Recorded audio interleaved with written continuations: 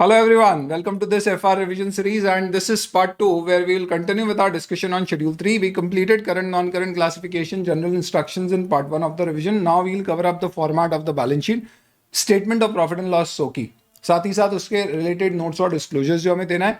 Normally exam point of view से ये important नहीं होता है, बट ये एक्सेप्शनली इंपॉर्टेंट है बिकॉज इसमें अमेंडमेंट्स आए हैं 2021 और 22 में, और इन अमेंडमेंट्स के कारण पर्टिकुलरली इसका लिमिटेड रिलेवेंस हो जाता है एटलीस्ट टिल मई 2023. सबसे पहले फॉर्मेट बैलेंस शीट का देखते हैं. We talked about it in the previous class. First we'll have assets. Assets में आएगा सबसे पहले property, non current assets and property plant equipment. आपको एक चीज समझना है कि प्रॉपर्टी प्लांट इक्विपमेंट यहाँ पे हम फेस पे दिखा रहे हैं, फ्लेक्सिबल फॉर्मेट है. आप यहाँ पे हो सकता है प्रॉपर्टी प्लांट इक्विपमेंट की सब डिटेल्स भी दिखा दे, बट यूजुअली पीपी आएगा और नोट्स में पीपी की क्लास वाइज पीपी की इंफॉर्मेशन आएगी. अब प्रॉपर्टी प्लांट इक्विपमेंट में मुझे क्या क्या इंफॉर्मेशन देना है. आपने देखा होगा नोट्स में usually we give information regarding the cost, opening, additions and closing. In fact कोई डिलीशन है तो एडजस्टमेंट्स भी बताते हैं. फिर डेप्रिसिएशन और फिर नेट ब्लॉक. ये कहाँ रिक्वायर्ड है, ऐसा कहाँ बोला गया है. For that particular reason now we are discussing this particular thing. Schedule 3 में जितने भी आपके बैलेंस शीट और P&L की लाइन आइटम से रिलेटेड डिस्क्लोजर्स है उन्हें हम डिस्कस करेंगे और very quickly we will try to revise them. जहां कुछ एग्जाम पॉइंट ऑफ व्यू से इंपॉर्टेंट है मैं स्पेसिफिकली आपको मार्क करा दूंगा. नंबर 1 प्रॉपर्टी प्लांट इक्विपमेंट. इसमें जो डिस्क्लोजर दिया अभी हम वही पढ़ रहे हैं जो शेड्यूल 3 के. हो सकता है इंडेक्स 16 या रिस्पेक्टिव स्टैंडर्ड में और डिस्क्लोजर्स हो. पीपी के लिए आपको क्लास वाइज डिस्क्लोजर देना है जिसमें आपको क्लास वाइज डिफरेंशिएशन करना है. आईसीआई के मॉड्यूल में एक क्वेश्चन है, how do we determine the class of asset. एक कंपनी या एक मैनेजमेंट क्लास किसे मानेगा. लैंड और बिल्डिंग एक क्लास है, अलग अलग है. फैक्ट्री बिल्डिंग और ऑफिस बिल्डिंग दो क्लास है या एक ही क्लास है. It's a management judgement, there is no fix rule about it. तो आपको आंसर में भी वही लिखना होगा. सबसे पहले बात करें तो क्लास वाइज आपको बाइफर्केशन देना है और उसमें इंफॉर्मेशन आपको कॉस्ट, डिप्रिसिएशन और net block plus any adjustments की देनी है. ऐसे याद रखना. कॉस्ट में ओपनिंग कितना था, ऐड कितना हुआ, सेल कितना किया, क्लोजिंग कितना है, ओपनिंग पे कितना एक्यूमुलेटेड डिप्रिसिएशन था, इस साल कितना लगाया, जो सेल हुआ उसका कितना डिप्रिसिएशन एडजस्ट कर दिया और क्लोजिंग कितना है. और नेट ब्लॉक. एडजस्टमेंट जिसके अलावा हो सकते हैं रिवैल्यूएशन का हो, इंपेयरमेंट का हो, कोई foreign exchange fluctuation. Business combination में अगर आपने कोई पीपी परचेज करी है तो उसका डिस्क्लोजर आपको अलग से देना पड़ेगा. इस तरह से आप ये सारी इंफॉर्मेशन देंगे. Apart from that her class of asset अगर कोई लीज पे लिया गया है तो आपको अलग से बताना पड़ता है. हालांकि अब ये रिक्वायरमेंट चेंज हो गई है. क्यों? क्योंकि अब आप इसे अलग से राइट ऑफ यूज असेट की सबलाइन आइटम के अंतर्गत दिखाएंगे. रिकंसिलिएशन ऑफ ग्रॉस और नेट कैरिंग अमाउंट, इस तरह से आपको डिस्क्लोजर देना है. प्लस कोई भी एसेट पे यूज पे रिस्ट्रिक्शंस है, कोई एसेट रिटायर्ड फ्रॉम यूज है फिर भी अभी इनफैक्ट रिटर्न ऑफ है पूरी तरह से फिर भी अभी यूज में आ रहा है, ऐसी डिस्क्लोजर और होते हैं पर वो इंडेक्स 16 के हैं. We will stick to our disclosure under index 16, no under schedule 3. ध्यान रखिएगा ये जो डिस्क्लोजर मैंने पीपी के बताए सेम सेट ऑफ डिस्क्लोजर्स आपको देना होंगे कैपिटल वर्क इन प्रोग्रेस के, एक्सेप्ट यहाँ पे डिप्रिसिएशन नहीं लगेगा. तो except depreciation everything will come. Exam point of view से very important, capital advance is not shown as capital work in progress. मुझे मशीन खरीदना थी, इसके लिए मैंने किसी को एडवांस दिया और मैंने कहा कि भैया मशीन दे देना, 6 महीने बाद वो मशीन देने वाला है. कैपिटल एडवांस हमेशा नॉन करंट असेट होता है, लेकिन आप इसको कैपिटल वर्क इन प्रोग्रेस में नहीं दिखाओगे. क्यों? क्योंकि आपने कोई असेट खुद कंस्ट्रक्ट नहीं किया है, ना ही वो अंडर प्रोग्रेस है, आपने बस पैसे दिए एडवांस. तो capital advance is always shown under non current assets में, other non current assets and not as a part of PP और CWIP. अब इसी बात है कि जब असेट आपका रियलाइज हो जाएगा या आ जाएगा तब आप उसको पीपी के नाम से रिकॉर्ड करेंगे. सारी इन्फॉर्मेशन जो आपने पीपी की दी है इन्वेस्टमेंट प्रॉपर्टी की, सेम वही इन्फॉर्मेशन देना होगी. डिप्रिसिएशन भी इन्वेस्टमेंट प्रॉपर्टी पे लगता है. अदर इंटेंजिबल एसेट्स में भी यही सारी इन्फॉर्मेशन देना होगी. इंपॉर्टेंट बात ध्यान रखिएगा कि गुडविल और ब्रांड इन डेज में अलग अलग क्लासीफाई होते हैं. गुडविल सिर्फ बिजनेस कॉम्बिनेशन में राइज होती है. अगर आप किसी पर्टिकुलर कंपनी का बिजनेस नहीं खरीद रहे हो, सिर्फ उसकी स्पेसिफिक ब्रांड खरीद रहे हो तो उसे ब्रांड रिकॉर्ड करो.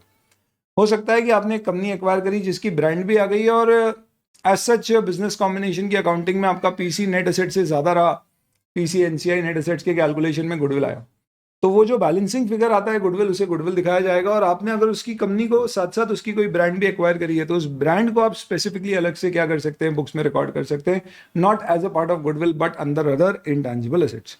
बाकी class wise information, reconciliation, everything would be the same. Biological assets पे आप ध्यान रखिएगा, अगर बेरर प्लांट है जिसकी डेफिनेशन आपको इंडेक्स 41 और इंडेक्स 16 में मिलेगी तो वो पीपी के अंदर आएगा, ना कि बायोलॉजिकल एसेट्स में. बेरर प्लांट को छोड़ के बाकी सारे प्लांटेशन और सारे livestock which are in the nature of definition of biological assets में जो आते हैं वो सब यहाँ पर शो किए जाएंगे. वेरी इंपॉर्टेंट, यहाँ पे जो वही चीज दिखाई जाएगी जो इंडेक्स 41 में बायोलॉजिकल एसेट की डेफिनेशन में आती है. Not every particular asset even if it's a life stock will be a part of biological asset. एक बहुत बढ़िया क्वेश्चन एग्रीकल्चर के आपके इंडेक्स 41 में सिक्योरिटी पर्पज के लिए आपने डॉग्स एक्वायर किए हैं, क्या वो अपने आप में बायोलॉजिकल एसेट है? देख के लगता है लाइफ स्टॉक, पर आपका उद्देश्य उसको हार्वेस्ट करना, उसको प्रोड्यूस रिप्रोड्यूस करके, यानी कि उसमें कोई बायोलॉजिकल ट्रांसफॉर्मेशन करना नहीं है। तो उस लॉजिक से they may not be classified under biological assets and then you will have to classified under PP. Any which ways, that is more of a discussion on agriculture related standard, but remember bearer plant will not be a part of it. Only those things which are classified as biological asset under Ind AS 41 इसके अंतर्गत आएंगे. Investments में simple याद रखना, बहुत सारे disclosure है, 3 part में डिस्क्लोजर्स देना पड़ते हैं. सबसे पहले नेचर ऑफ इन्वेस्टमेंट के आधार पे government security, preference share, equity share, partnerships, debentures, bonds, mutual funds, ऐसे अलग अलग कैटेगरी के आप इन्वेस्टमेंट बता दें. इनमें अगर आपने कोई सब्सिडरी, जेवी, एसोसिएट या स्पेशल पर्पस व्हीकल, आपकी कोई स्ट्रक्चर्ड एंटिटी आपने बनाई कोई स्पेसिफिक उद्देश्य से, उसमें जितने जितने इन्वेस्टमेंट किए हर कैटेगरी में अलग अलग बताएं. और आखिरी में एक टोटल दे, कितने आपके टोटल कोटेड इन्वेस्टमेंट है, अनकोटेड है, और कितना प्रोविजन फॉर इंपेयरमेंट आपने बनाया. कोटेड यानी लिस्टेड, उसकी फेयर मार्केट वैल्यू दीजिए. अनकोटेड यानी अनलिस्टेड, उसके बुक्स में आपने क्या कैरिंग अमाउंट यूज किया है वो दीजिए. ये सारी इंफॉर्मेशन आप इन्वेस्टमेंट्स की देंगे. That's about it. Whether investments are shown under current assets or non-current assets, they will be shown under the head of financial assets in both the cases. Current, non-current we have discussed earlier. दोनों ही case में आपको ये सारे disclosure देना पड़ेंगे. इस पूरे discussion में मेरे हिसाब से आज की तारीख में अगर सबसे इंपॉर्टेंट डिस्क्लोजर कोई है तो वो ट्रेड रिसीवेबल का एग्जाम पॉइंट ऑफ व्यू से. ट्रेड रिसीवेबल के अंतर्गत क्योंकि अमेंडमेंट हुए हैं इसलिए इंपॉर्टेंट है. सबसे पहली बात, ऑर्डिनरी कोर्स में आप गुड्स और सर्विस सेल करते हो वही ट्रेड रिसीवेबल आएगा. कोई पीपी आपकी स्क्रैप हो गई थी, बेची, उधारी पे पैसा मिलना बाकी है, ट्रेड रिसीवेबल नहीं है. इंटरेस्ट किसी से लेना बाकी है, इंटरेस्ट अक्रूड है, ट्रेड रिसीवेबल नहीं है. एनबीएफसी के लिए क्या इंटरेस्ट ट्रेड रिसीवेबल हो सकता है, उस पर डिवीजन लगता नहीं. गुड्स और सर्विस ऑर्डिनरी कोर्स में बेचते हो आप, उस पर जो पैसा लेना है वो ट्रेड रिसीवेबल है. ट्रेड रिसीवेबल के डिस्क्लोजर में आपको यूं समझ लीजिए कि मल्टीपल फेसेट्स ऑफ डिस्क्लोजर देना है. 4 इंपॉर्टेंट बातें ध्यान रखिएगा. सबसे पहली बात, ट्रेड रिसीवेबल के केस में आपको पहला बाइफर्गेशन देना है. कितने ट्रेड रिसीवेबल है जो आपके secured good, unsecured good, significant increase in credit risk और क्रेडिट इंपेयर्ड. ये जो मैंने आपको 4 चीजें बोली है, ये डिस्क्लोजर सिर्फ ट्रेड रिसीवेबल में नहीं देना है, कोई लोन किसी को दिया है तो उसमें भी देना है. Just present and show that to you. दूसरा डिस्क्लोजर आपको एज वाइज एनालिसिस देना है ट्रेड रिसीवेबल का. ये डिस्क्लोजर सिर्फ ट्रेड रिसीवेबल में दिया जाता है, सिमिलर ट्रेड पेबल में दिया जाता है. इसके अंतर्गत आप सबसे पहले कॉलम में बाइफर्केशन देंगे 0 to 6 months, 6 to 12 months, 1 to 2 years, 2 to 3 years and more than 3 years. ये काउंट कब से करना है? आउटस्टैंडिंग डेट से. तो अगर आपने कोई ट्रेड रिसीवेबल यानी उधारी में माल बेचा और उसको 1 महीने का क्रेडिट दिया तो 1 महीने के बाद उसका आउटस्टैंडिंग काउंट होगा. तो अगर वो 7 महीने से ज्यादा ओवरड्यू हुआ है, then in that case it will go under that bucket of 6 to 12 months. क्योंकि जिस दिन आया उस दिन से नहीं, ड्यू डेट से. अगर कोई ट्रेड रिसीवेबल में ड्यू डेट स्पेसिफाइड ही नहीं है तो फिर जिस दिन ट्रेड रिसीवेबल बुक्स में रिकॉर्ड हुआ है उसी दिन से उसे ड्यू माना जाएगा. ये हो गया आपका कॉलम. अब आ जाते हैं अपन रोज पे. रोज में आपको 2 सेक्शंस बनाने हैं, डिस्प्यूटेड, अनडिस्प्यूटेड का, और दोनों सेक्शन में 3-3 इंफॉर्मेशन देनी है. कितने आपके ट्रेड रिसीवेबल्स है which are good, significant increase in credit risk and credit impaired. Credit impaired क्या होता है, significant increase in credit risk क्या होता है, फाइनेंशियल इंस्ट्रूमेंट्स के स्टैंडर्ड 109 इंपेयरमेंट में आप डिस्कस करेंगे. Otherwise everything is good. Unsecured undisputed और डिस्प्यूटेड. सिक्योर्ड अनसिक्योर्ड की इंफॉर्मेशन अलग से जाएगी. तो मैंने आपको बताया 4 इंपॉर्टेंट चीजें अपने को ध्यान रखने की. पहला, आपको डिस्क्लोजर देना है good, secured, good, unsecured, significant increase in credit risk and credit impaired. ये इंफॉर्मेशन आप यहां पे देख सकते हैं. ये आपको देना है. 1, 2 as wise analysis with disputed, undisputed and good, increase in risk and impaired. तीसरा, अगर कोई भी डायरेक्टर या ऑफिसर या कोई भी ऐसी एंटिटी जिसमें आपका डायरेक्टर वहां पे मेंबर, डायरेक्टर, ऑफिसर, पार्टनर है, इन सारे केसेस में भी आपको डिस्क्लोजर्स देना पड़ेंगे. और इन सारे केसेस में you will have to present कि ये पर्टिकुलर एंटिटी या डायरेक्टर को इतने इनसे हमारे ट्रेड रिसीवेबल्स ड्यू है. और चौथा, कोई प्रोविजन फॉर बैड डेट अगर आपका है तो उसे ट्रेड रिसीवेबल से माइनस करना बहुत इंपॉर्टेंट है. प्रोविजन में कभी मत दिखाना. कोई भी असेट पे प्रोविजन बनता है तो वो असेट से माइनस होकर शो होता है. इन सारे डिस्कशन के बाद एक चीज ध्यान रखिएगा दोस्तों, इनमें 4 में से 3 इंफॉर्मेशन आपको लोन्स अगर किसी को दिए तो उसमें भी देना है, एक्सेप्ट वो एज वाइज एनालिसिस. क्योंकि एज वाइज एनालिसिस तभी दोगे आप जब आपका वो रूटीन कोर्स ऑफ बिजनेस है, आए दिन आप ऐसा कुछ करते रहते हो. Otherwise how will you give an as wise analysis. तो दैट इज वाई लॉजिकली भी याद रख सकते हैं कि लोन्स के केस में वो एप्लीकेबल नहीं होगा. देन फाइनेंशियल असेट में लोन्स अगर आपने किसी को दिए हैं तो इसमें ये अमेंडमेंट हुआ है. सिक्योरिटी डिपॉजिट पहले लोन्स के अंदर आया जाता था, लेकिन अब उसे लोन्स में नहीं दिखाते. अगर वो रिफंडेबल नेचर का है कि कभी भी आगे जाके रिफंड होने वाला है तो उस केस में आप उसे फाइनेंशियल एसेट्स में ही दिखाओगे, लेकिन आप उसे अदर फाइनेंशियल एसेट्स में दिखाओगे, लोन्स में नहीं। तो आप देखिए फाइनेंशियल एसेट्स में बाइफर्केशन होता है, जिसके अंतर्गत you will show financial asset में investment, trade receivables, loans, cash and cash equivalents, other bank balances और अदर्स।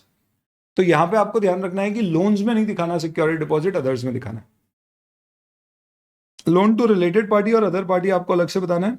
इसके अलावा मैंने बताया आपको लोन में जितने प्रोविजंस अपन ने ट्रेड रिसीवेबल में देखे थे सारे डिस्क्लोजर यहां भी देने। बैंक डिपॉजिट्स अगर आपके नॉन करंट है तो नॉन करंट में, करंट है तो करंट में, ये नॉन करंट की इन्फॉर्मेशन है, सिमिलर इन्फॉर्मेशन करंट में जाती है। अदर फाइनेंशियल एसेट में security deposit, bank deposit more than 12 months आएंगे। बैंक में अगर आपने 12 महीने से ज्यादा भी पैसा रखा है तो ध्यान रखिएगा आप उसको भूल के भी कहा नहीं दिखा देंगे, you will not show that particular thing under loans given.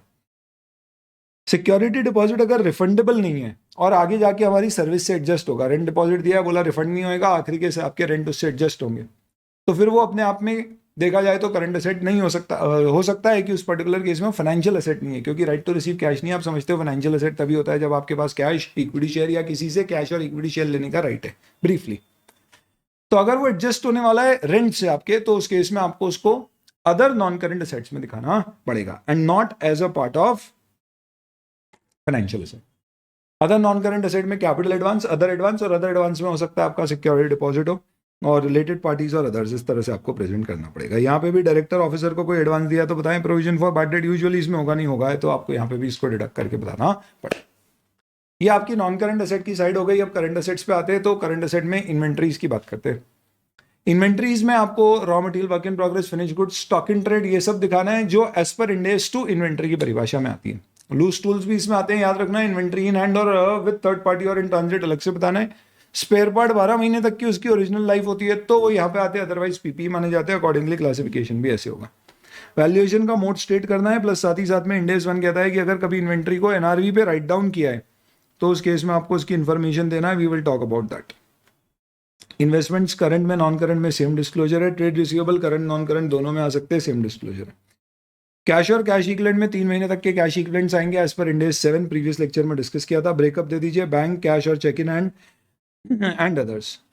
इसमें अगर आपके कोई ईयर मार्क्ड बैलेंसेस होते हैं तो उसकी इन्फॉर्मेशन आपको देना पड़ती है। अदर बैंक बैलेंसेस में year mark balance could be which is for a specific purpose, या जिसपे एस्क्रो मार्क्ड है, जिस GST लेजर में आपका खाता है, एक स्पेसिफिक पर्पज में यूज होगा। लोन करंट है तो भी सेम डिस्क्लोजर आएंगे। अदर करंट एसेट्स में अगर आप जाएंगे तो आपको इन्फॉर्मेशन क्या देनी है, तो अगर ये फाइनेंशियल एसेट के नेचर के नहीं है तो सेम जैसा नॉन करंट में पढ़ा था वैसा ही। सारे लोन में डायरेक्टर रिलेटेड इन्फॉर्मेशन देना है, यानी करंट नॉन करंट के नोट्स के इन्फॉर्मेशन सिमिलर है। कैश और बैंक बैलेंस में मैंने बोला आपको, कैश और कैश इक्विवेलेंट के अलावा आपके जो बैंक बैलेंसेस है उसमें अगर कोई ईयर मार्क्ड है तो अलग से बता दीजिए। मार्जिन मनी सिक्योरिटी के रूप में रखा है या रिपैट्रिएशन रिस्ट्रिक्शन है, इंडिया में इजीली इन कैश नहीं कर सकते, तो बता दीजिए। ये आपकी कंप्लीट हो गई पूरी एसेट साइड। एक बार इसको क्विकली रिकैप करके देख लेते हैं कि एसेट साइड हमने वाकई पूरी कर ली है। इसके लिए let's go to the format and let's see if there is anything else report. PPE, capital work in progress, investment property, goodwill, other intangible asset under development, biological investment, trade receivable, others. Others में amendment हुआ था, security deposit, bank deposit more than 12 months और others, ये 3 category आप आपको बताना है। ये अदर्स किसका पार्ट है? फाइनेंशियल एसेट का। सेम इसी लॉजिक से एक अदर नॉन करंट एसेट भी आता है जिसके अंदर जो कैश में रिफंडेबल नहीं है उस तरह की चीजें आएंगी। डेफर्ड टैक्स एसेट अभी हमने डिस्कस नहीं किया, इसको हम डेफर्ड टैक्स लायबिलिटी और इन दोनों को साथ में डिस्कस करेंगे। इन्वेंट्री डिस्कस, फाइनेंशियल एसेट में similar disclosure discuss. Current tax asset अभी हम डिस्कस करेंगे करंट टैक्स लायबिलिटी के साथ, और अदर करंट एसेट्स में जो नॉन कैश रिफंडेबल है इस तरह की चीजें आएंगी। Let's jump on to the equity and the liability side. Equity में कई सारे डिस्क्लोजर्स आपको देना है जिससे रिलेटेड एग्जाम में कभी कोई क्वेश्चन भी आ सकता है। इनकी समरी यहाँ पर दी हुई है, आप उसका भी देख लोगे तो काफी है। मैंने आपको आसान करने के लिए बताया कि डिस्क्लोजर कुछ शेयर रिलेटेड है, कुछ शेयर होल्डर रिलेटेड है और कुछ ऑप्शन ऑन शेयर कैपिटल और अदर्स है। शेयर में क्या देना है वही यार, authorised, issued, subscribed, paid up, number of shares, her class of share में कितना नंबर ऑफ शेयर है, फेस वैल्यू क्या है, पेड अप वैल्यू क्या है, ये सारी इंफॉर्मेशन शेयर्स, प्लस रिकंसिलिएशन दे देना, opening during the year, issue, buyback और क्लोजिंग। साथ ही साथ में कोई स्पेशल राइट के शेयर्स है तो स्पेसिफिकली बता देना स्पेशल राइट है। कृपा करके ध्यान रखना, शेयर फोरफीचर का बैलेंस शेयर कैपिटल में ऐड होता है, ना कि रिजर्व्स एंड सरप्लस में। फोरफीटेड शेयर जब तक रीइश्यू नहीं होते तब तक शेयर फोरफीचर में जो पैसा पड़ा है उसे शेयर कैपिटल में ऐड करके दिखाया जाता है। It is treated as a part of paid up capital. Paid up capital यहाँ दिखाई जाएगी, called up minus calls in arrear is equal to paid up plus share forfeiture is equal to your equity share capital जो outer column में show होगी। Share holder में आपको information सबसे पहले आपकी होल्डिंग कंपनी और उसकी भी कोई होल्डिंग है, अल्टीमेट होल्डिंग कहते हैं, तो उस पर आपकी कितने परसेंटेज स्टेक है उसके साथ इन्फॉर्मेशन देना है। आपकी सब्सिडरी जेवी एसोसिएट ने कोई आपके शेयर रखे, अनलाइकली है पर अगर रखे तो उसकी भी इंफॉर्मेशन देना। हर वो शेयर होल्डर जिसके पास आपके मोर देन 5%, ना कि more than equal to 5% share है, उनकी भी आपको इन्फॉर्मेशन देना पड़ेगी। These are certain information which you have to give. इसके अलावा अगर आपने किसी को वादा किया है कि आप उसको अपने शेयर दोगे, या किसी को ऑप्शन दिया है कि वो चाहे तो आपकी कंपनी के शेयर ले सकता है, उदाहरण के तौर पे ईसॉप्स या कन्वर्टेबल डिबेंचर्स, तो ये आपको देना है। ऐसे सारे डिस्क्लोजर में आप ध्यान रखिएगा। लाइबिलिटी साइड में हम पहले कैपिटल लेते हैं, फिर नॉन करंट और करंट, यानी हमारा सीक्वेंस होता है। सबसे पहले जो लीस्ट लिक्विड है टू मोस्ट लिक्विड, या यूं कह लो कि करंट बाद में आता है। इसलिए डिस्क्लोजर भी जब भी दिए जाएंगे ऑप्शन ऑन शेयर कैपिटल या कोई भी ऐसी चीज के, तो सबसे पहले क्या दिखाना, जो सबसे आखिर में इक्विटी शेयर कन्वर्ट होने वाला है, और सबसे आखिरी में जो सबसे पहले कन्वर्ट होने की उम्मीद है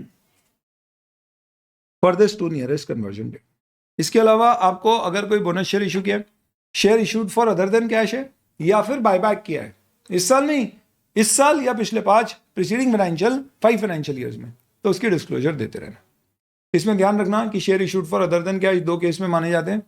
जब आपने कैश रिसीव करी है, इनफैक्ट यू कह लो कि share issued for other than cash 2 case में नहीं माने जाते, जब आपको कैश मिली है या कोई आपकी एग्जिस्टिंग लाइबिलिटी थी जिसे पे करने के लिए आपने शेयर इशू किया। तो बैंक से लोन लिया था, रीपे नहीं कर पा रहे, शेयर इशू किया, तो एग्जिस्टिंग लाइबिलिटी पे करने के लिए किया, इशू करते समय कैश नहीं आई है पर लाइबिलिटी पे हुई है, तो इसे फॉर कैश माना जाएगा। तो इसमें क्वेश्चन बन सकता है कि ये नॉन कैश में डिस्क्लोजर प्रॉपर है या नहीं, इसलिए ध्यान रखिएगा। कोई इंस्ट्रूमेंट एंटायरली इक्विटी क्लासिफाइबल है, जैसे mandatorily convertible preference share capital और डिबेंचर्स विदाउट एनी इंटरेस्ट, तो ये पूरी तरह से इक्विटी क्लासिफाई हो जाएंगे। तो फिर उसको यहाँ पे अलग से बताना पड़ता है, ये ना इक्विटी शेयर कैपिटल है ना other equity, and then we have other equity. Let me show you for other equity, let me show you what do we mean by when we say other equity, what is this. तो इसके साथ मैं आपको सोकी समझा देता हूँ। पहले ज़माने में इक्विटी शेयर कैपिटल में अपन एक टेबल बना के रिकन्सिलिएशन देते थे कुछ इस तरह का, कि भैया हमारा ओपनिंग कैपिटल कितना था, करंट ईयर में क्या चेंज हुआ और क्या क्लोजिंग है। इंडेस में कोई कॉन्सेप्ट नहीं होता है प्रायर पीरियड आइटम्स का।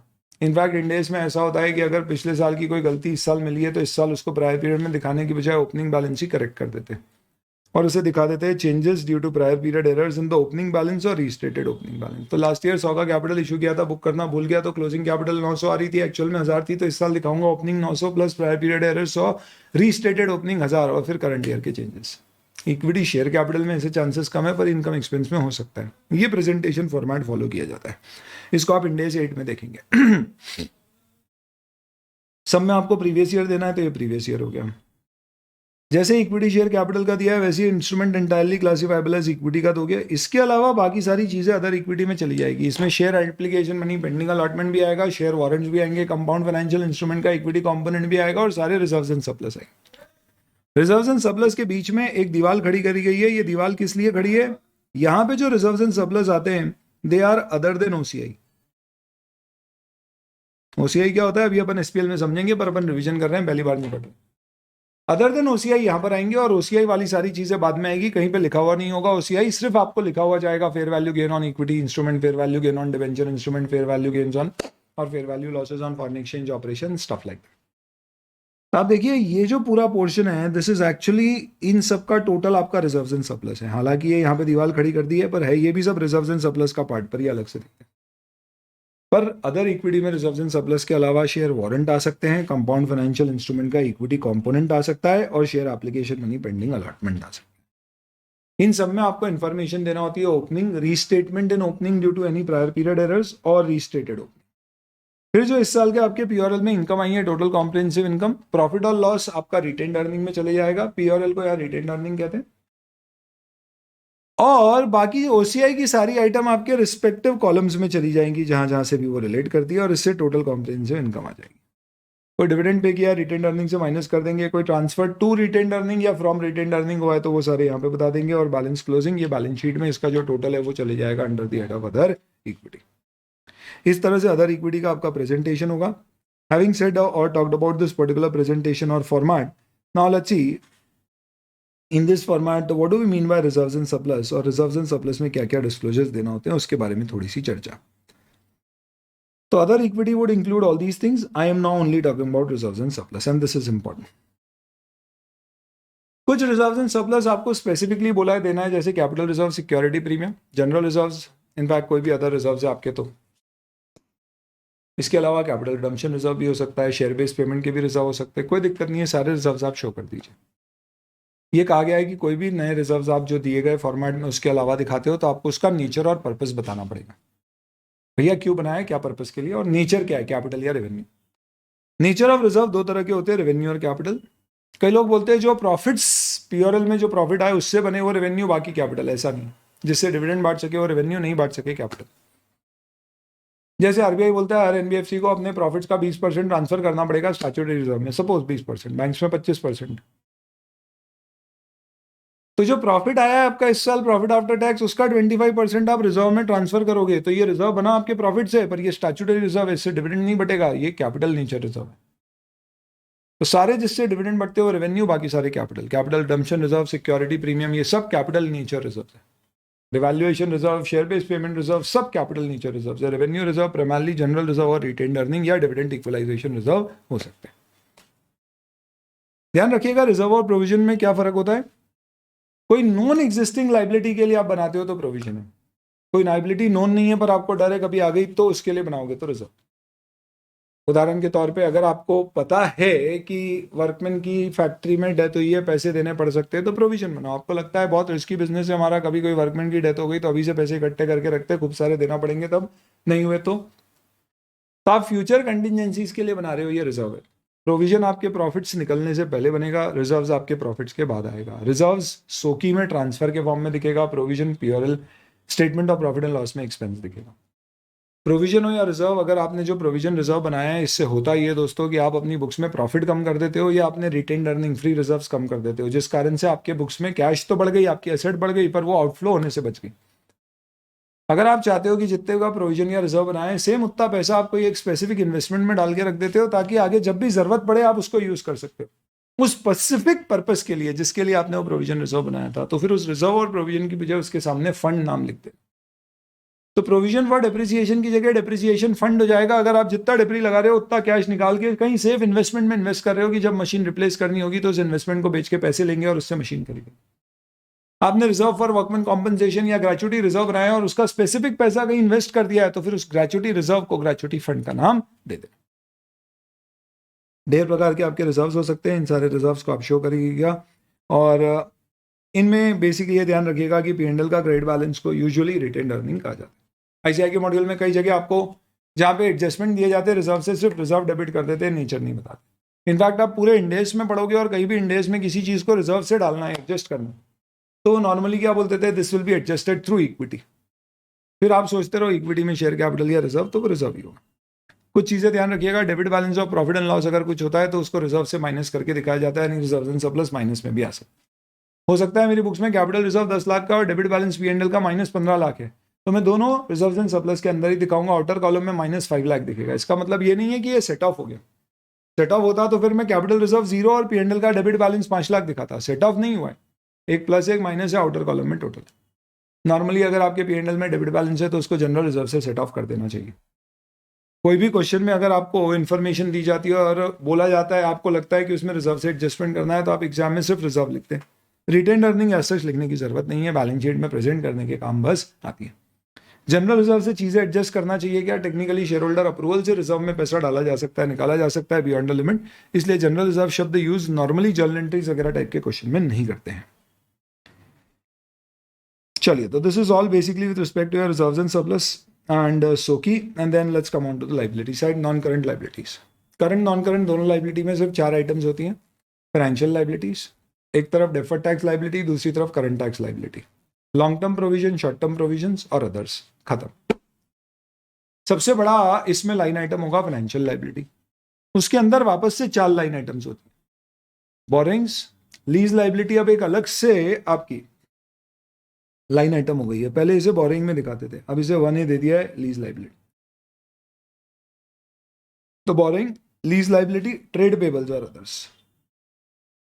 करंट में भी सेम ऐसा है, सबसे ज्यादा डिस्क्लोजर बोरिंग्स में। सबसे पहले आपको बोरिंग को क्लासिफाई करना, bond, term loans, financial liabilities आपकी कुछ है फॉर डेफर्ड पेमेंट लाइबिलिटीज। इसमें ध्यान रखिएगा कि लीज लाइबिलिटी अब यहाँ पर नहीं शो करी जाएगी और लीज लाइबिलिटी को अब यहाँ से हटा के सेपरेटली लीज लाइबिलिटी में शो किया जाएगा, तो आप इसे एज अ करेक्शन मार्क कर सकते हैं। ऐसे these are all corrected things in the supplementary notes, यहाँ पे आप ले लीजिए। आपकी बोरिंग्स में रिलेटेड पार्टी अलग कर दो, डेफर्ड पेमेंट अलग कर दो, डिपॉजिट अलग कर दो, ये सब चीज़ों में इंपॉर्टेंट बात यह है, बॉन्ड्स के केस में आपको रेट ऑफ इंटरेस्ट और रीपेमेंट टर्म्स दोनों बताना है, लेकिन टर्म लोन्स के केस में आपको रीपेमेंट टर्म्स बताना है। इनमें अगर कोई ऑप्शन ऑफ कन्वर्जन है तो बताना है, हर जगह इंफॉर्मेशन फार्देस्ट टू नियरेस्ट के सिक्वेंशियल ऑर्डर में देना।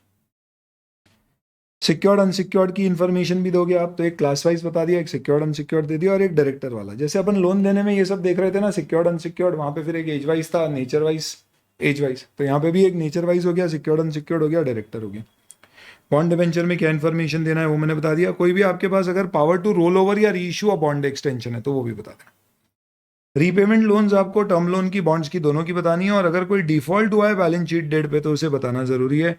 कारों में भी ऑडिटर उसे रिपोर्ट करता है तो वो चेक करेगा शेड्यूल 3 में है या नहीं। कई सारे ये डिस्क्लोजर प्राइमरली कारों की रिपोर्ट को सपोर्ट करने के लिए। Similar thing for trade liability, sorry lease liability. Trade payables के डिस्क्लोजर करंट नॉन करंट दोनों के अंतर्गत आएंगे, we will see at under current liability. Provision में एम्प्लॉय बेनिफिट और अदर्स अलग से दिखाएं, लॉन्ग टर्म और शॉर्ट टर्म दोनों में। डीटीएल और current tax, non current tax liability की बात आगे करते। ये सारी करंट लाइबिलिटी हो गई। अब ट्रेड पेबल पे आ जाते हैं। This is next most important thing after trade receivable. Ordinary course में कोई गुड्स और सर्विसेज अगर आप एक्वायर करते हो तो ये ट्रेड पेबल है। यानी अगर आपने अपने ऑर्डिनरी कोर्स में कोई सर्विसेज भी एक्वायर करी है जिसका पैसा देना बाकी है, तो जिसे आप आउटस्टैंडिंग एक्सपेंस कहते थे, आप उसे भी ट्रेड पेबल कह सकते हो। नंबर 1। नंबर 2, ट्रेड पेबल में अगर आप खुद माइक्रो, स्मॉल और मीडियम एंटरप्राइज नहीं हो तो आपको एक एक्स्ट्रा डिस्क्लोजर देना है कि कितने ट्रेड पेबल है जो आपके माइक्रो और स्मॉल एंटरप्राइज के, मीडियम नहीं, और कितने अदर्स को। प्लस ये इंफॉर्मेशन फेस पे देना कंपलसरी है। इसका मतलब you will have to on the face of the balance sheet show कितने ट्रेड पेबल है आपके दोस्तों जो माइक्रो और स्मॉल, नॉट मीडियम एंटरप्राइज के, और कितने ट्रेड पेबल है आपके जो अदर देन माइक्रो और स्मॉल एंटरप्राइज के। That means this information has to be given on the face trade payables में। कौन सी? Micro and small and others.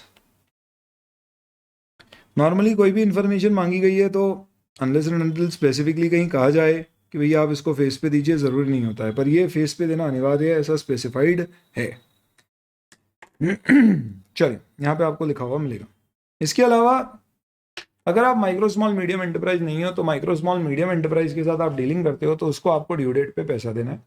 इसकी टर्म होती है एज पर दी एक्ट, और रजिस्ट्रेशन कोई माइक्रो स्मॉल मीडियम में करा सकता है बेस्ड ऑन सर्टन लिमिट्स। तो आपका अगर सप्लायर रजिस्टर्ड है उसके अंतर्गत और आपने उसको पैसा ड्यू डेट पे नहीं दिया, 45 डेज से पॉइंट पीरियड है, नहीं दिया, तो फिर आपको ब्याज देना पड़ेगा, उसका इनकम टैक्स में डिडक्शन भी नहीं मिलेगा। वो तो छोड़ो, एनुअल रिपोर्ट में डिस्क्लोजर देना पड़ेगा क्या क्या, कितना पैसा था, कितना ड्यू था, कितना ब्याज लग गया, कितना पे कर दिया, कितना ब्याज आपका अभी भी बकाया है, बैलेंस शीट डेट तक और रिपोर्टिंग डेट तक आपने बचा हुआ ब्याज पे किया है क्या, ये सारी इंफॉर्मेशन ढेर सारी देनी है। फेस पे इंफॉर्मेशन जो देनी है उसको आप यहाँ पे देख सकते हैं, इस तरह की इंफॉर्मेशन आपको फेस पे देनी है। प्लस ये जो नया अमेंडमेंट आया आपका, नया अमेंडमेंट, क्या अमेंडमेंट तो नहीं होता है, हाँ हाँ हाँ हाँ, अब इसमें आपको ट्रेड पेबल को दो पार्ट में बाइफरकेट करना है, which is disputed, undisputed. Undisputed में वापस से दो पार्ट आ जाएंगे, एमएसएमई और अदर्स। यहाँ पे माइक्रो, स्मॉल, मीडियम एंटरप्राइज तीनों आएंगे, जबकि फेस पे माइक्रो और स्मॉल आते हैं, डिस्प्यूटेड। और यहाँ पे भी वैसे ही बकेट्स होंगे, फर्क सिर्फ इतना होगा कि यहाँ पे स्टार्टिंग 0 to 6 नहीं होगी, 0 to 1, फिर 1 to 2, 2 to 3 और मोर देन 3। इनमें भी आपको ड्यू डेट के बियॉन्ड का पीरियड लेना है, किसी में अगर कोई ड्यू डेट स्पेसिफाइड नहीं है तो डे 1 से काउंट करना शुरू करना। अदर फाइनेंशियल लाइबिलिटी में बहुत सारी चीजें आ सकती है, जैसे कि current maturities of long term debt और current maturities of finance lease obligation. इन दोनों को करेक्ट कर दीजिए, अमेंडमेंट हो चुका है, इन दोनों को अभी नहीं दिखाया जाएगा। Now these are to be shown under short term borrowings. तो आपकी करंट लाइबिलिटीज के अंदर, फाइनेंशियल लाइबिलिटीज के अंदर आप इसे बोरिंग्स में दिखाएंगे, not short term borrowings, borrowings में। पहले ऐसा होता था कि you had to show these particular things under other financial liability, अभी भी आएगी फाइनेंशियल लाइबिलिटी में, बोरिंग्स में, और यहाँ नहीं आएंगे। इंटरेस्ट अगर अक्रूड है तो यहाँ आएगा, पर किसी लोन पे अगर इंटरेस्ट ड्यू हो गया है तो फिर वो बोरिंग्स में जाएगा, ना कि यहाँ पर आएगा। एप्लीकेशन मनी पेंडिंग रिफंड है तो यहाँ आएगा, इंटर में क्वेश्चन आया था इसके ऊपर, अनपेड डिविडेंड्स है तो यहाँ पर आएंगे। इस तरह की कोई भी चीज़ है जो फाइनेंशियल लाइबिलिटी यानी कैश पे करना है आपको, बट बोरिंग्स के नेचर की नहीं है, पैसा बोरो नहीं किया है, और ट्रेड पेबल भी नहीं है ऑर्डिनरी कोर्स से रिलेटेड, तो फिर वो सब अदर फाइनेंशियल लाइबिलिटी में यहाँ पे आ जाए। देन अदर करंट लाइबिलिटी मतलब फाइनेंशियल नहीं, उसके अलावा यानी इसमें आपको जो पैसे देने हैं ये कोई कॉन्ट्रैक्चुअल कैश आउटफ्लो नहीं होना या शायद पैसे देने ही नहीं। उदाहरण के तौर पे एडवांस फ्रॉम सप्लायर, इसमें पैसे, सॉरी एडवांस फ्रॉम कस्टमर, पैसे नहीं देने, गुड्स और सर्विस देनी है, तो इस तरह की चीजें यहाँ पे आएंगी। रेवेन्यू एंड एडवांस और अदर्स। प्रोविजन वापस एम्प्लॉय बेनिफिट और अदर के बाइफरकेट हो जाएंगे। टैक्स एसेट और लाइबिलिटी में दो चीजें ध्यान रखना। डिफर्ड टैक्स एसेट और लाइबिलिटी इंड AS 12 के अनुसार सेट ऑफ होंगे तो कर देना, एग्जाम में क्वेश्चन साइलेंट है तो सेट ऑफ कर देना। अजम्पशन लिख देना, we are assuming they are under the same tax laws, इसलिए सेट ऑफ कर दिया। और नेट अमाउंट या तो DTA या DTL में दिखा देना। हमेशा नॉन करंट एसेट में आएगा, ये अपने आप में एक कार्व आउट है क्योंकि IFRS में ऐसा नहीं है, वहाँ पे करंट नॉन करंट दोनों होते हैं। पर इंडिया में DTA हमेशा नॉन करंट में आता है, इस पर इंड AS 12 निकाला जाता है। ये क्या होता है वहाँ पे ज्यादा, जो इस साल का आपका टैक्स पेबल है उसके अगेंस्ट में जो आपने एडवांस टैक्स पे किया है उसे कंपलसरीली आपको सेट ऑफ करना होगा। और जो आपका नेट टैक्स पेबल है, प्रोविजन फॉर टैक्स, उसे आप करंट लाइबिलिटी में दिखा दो। कभी ज्यादा पे कर दिया, रिफंडेबल है तो करंट एसेट में दिखा दो, अगर आपको लगता है 1 साल के अंदर अंदर रिफंड आ जाता है, नहीं तो नॉन करंट एसेट। इसे फाइनेंशियल एसेट और लाइबिलिटी में नहीं दिखाना क्योंकि उसमें सिर्फ कॉन्ट्रैक्चुअल आते हैं, ये स्टैट्यूटरी है, इसलिए इसका सेपरेट लाइन आइटम में इसका शो किया। ध्यान रखिएगा दोस्तों कि same year, same assessment year में जो TDS टैक्स आपने पे किया उसके प्रोविजन से सेट ऑफ करना अनिवार्य है, आपको करना ही पड़ेगा। एंड अगर कोई भी एसेट आपका हेल्ड फॉर सेल है इंड AS 105 के अनुसार तो उसको सेपरेट लाइन आइटम के थ्रू आप डिस्क्लोज करें। बैलेंस शीट के नोट्स में आपको कंटिजेंट लाइबिलिटी और कैपिटल कमिटमेंट डिस्क्लोजर देना है, जिसमें मिनिमम कंटिजेंट लाइबिलिटी के 3 ब्रेकअप दीजिए। क्लेम लगे आपके ऊपर जिसको आपने अभी लाइबिलिटी नहीं माना है, नॉट एक्नॉलेज्ड एज डेट। दूसरा, कोई भी आपने गारंटी एक्सेप्ट करिए उससे रिलेटेड आपको कोई कंटिजेंट लाइबिलिटी शो करनी है, एक्सक्लूडिंग फाइनेंशियल गारंटी, इसलिए क्योंकि फाइनेंशियल गारंटी को प्रोवाइड फॉर किया जाता है बुक्स में एज पर इंड AS 109, तो वो यहाँ पे कभी भी नहीं आएगी। एग्जाम में कभी क्वेश्चन है फाइनेंशियल गारंटी कंटिजेंट लाइबिलिटी, तो गलत होगी, उसे बुक्स में लाना पड़ेगा फेयर वैल्यू पे एज पर 109 और कोई भी दूसरे अमाउंट। इसी तरह से कैपिटल कमिटमेंट, आपने किसी को वादा किया या कमिटमेंट कर दिया, कॉन्ट्रैक्ट कर दिया कि भैया तुझसे मशीन खरीदनी, अभी ना मशीन आई है ना पैसे दिए, तो इसका मतलब ऑब्वियस सी बात है बुक्स पे तो एसेट आ रहा है, दाई कोई ऑब्लिगेशन आना भी नहीं चाहिए। क्यों? क्योंकि आने वाले समय में जब मशीन आएगी तब की तब देखेंगे, तो अभी आप कैपिटल कमिटमेंट दिखा दो। सिमिलरली कोई पार्टली पेड शेयर्स में आपका कोई इन्वेस्टमेंट है तो उसे भी आप कैपिटल कमिटमेंट्स में शो कर दीजिए। इसके अलावा आपके कोई दूसरे है तो ये बता दीजिए। और बहुत सारे नोट्स हैं जो आपको नोट्स में देना पड़ेंगे। Most importantly propose dividend liability show नहीं होगी, नोट्स में डिस्क्लोज करी जाएगी क्योंकि ये बैलेंस शीट डेट के बाद प्रपोज होती है। बैलेंस शीट डेट से पहले इंटरिम डिविडेंड प्रपोज हुआ है, वो पे कर दिया जाना चाहिए था, नहीं किया तो डिविडेंड पेबल करंट लाइबिलिटी में आएगा, अदर करंट लाइबिलिटीज में अंडर फाइनेंशियल लाइबिलिटीज, क्योंकि कॉन्ट्रैक्चुअल ऑब्लिगेशन। ध्यान रखना क्यूमुलेटिव प्रेफरेंस शेयर है, 5 साल से क्यूमुलेटिव प्रेफरेंस शेयर पे 1 रुपए का डिविडेंड नहीं दिया, कंपनी के पास खूब प्रॉफिट है पर फिर भी नहीं दिया, इक्विटी को भी नहीं, इनको भी नहीं, तो भी आपकी लाइबिलिटी नहीं है, क्योंकि इनमें डिविडेंड मैंडेटरी नहीं होता है जब तक स्पेसिफिकली कहा ना जाए। कुछ ना कहा जाए तो माना जाता है डिविडेंड डिस्क्रिशनरी है, यानी इनके पास प्रेफरेंस है। आप खड़े हो लाइन में, डिविडेंड जब बटेगा तो खिड़की है सामने डिविडेंड की, खिड़की अगर खुली तो सबसे पहले आगे कौन जाएगा? Preference share holder. वो बोलेगा भैया मुझे पैसे दो, मुझे पैसे दो, और फिर वो निकलेगा, वो जाएगा, फिर उसके बाद इक्विटी वाला जाएगा। पर खिड़की खुली नहीं तो वो तोड़ नहीं सकता है कि भैया ये तोड़ दी और दो मेरे को मेरे पैसे, ऐसा नहीं करना है अपने को। हेलो, आया भाई समझ में? तो प्रेफरेंस शेयर्स पे कितने भी सालों का डिविडेंड पे ना हो, अगर इक्विटी पे नहीं दे रहे तो इनके पास अधिकार नहीं है मांगने का। इसलिए अगर प्रेफरेंस पे डिविडेंड नहीं दिया है आपने तो आप इसे सिर्फ नोट्स में अरियर्स ऑफ डिविडेंड दिखाओगे, फाइनेंशियल लायबिलिटी शो नहीं करोगे। अगर आपने कोई फंड रेज किए हैं through issue of security, term loans नहीं, विच विल इंक्लूड डिबेंचर्स और बॉन्ड्स और शेयर्स, तो आपने प्रोस्पेक्टस में बताया होगा किस पर्पस के लिए। अगर उसमें से कोई पैसा अनयूज्ड है या मिसयूज्ड है तो बताना है। यानी 100 करोड़ रेज किया और उसमें से पूरे सही जगह यूज कर लिए, कुछ भी मत बताओ। 80 करोड़ यूज कर लिए, 20 करोड़ खाते में रखे हुए हैं तो बता देना 20 करोड़ अनयूज्ड है खाते में। 100 करोड़ यूज किए पर 20 करोड़ गलत पर्पस के लिए यूज कर लिए, कोई दूसरा लोन पे करने के लिए जो पर्पस में डिफाइंड नहीं था, तो बताना पड़ेगा कि इतना पैसा अपन ने उधर यूज किया। ये दोनों रिपीट है। अकाउंटिंग पॉलिसी रेट्रोस्पेक्टिवली चेंज हुई है, कोई रीस्टेटमेंट प्रायर पीरियड एरर का हुआ है, बताना होगा। एप्लीकेशन मनी पेंडिंग अलॉटमेंट मैंने बता दिया।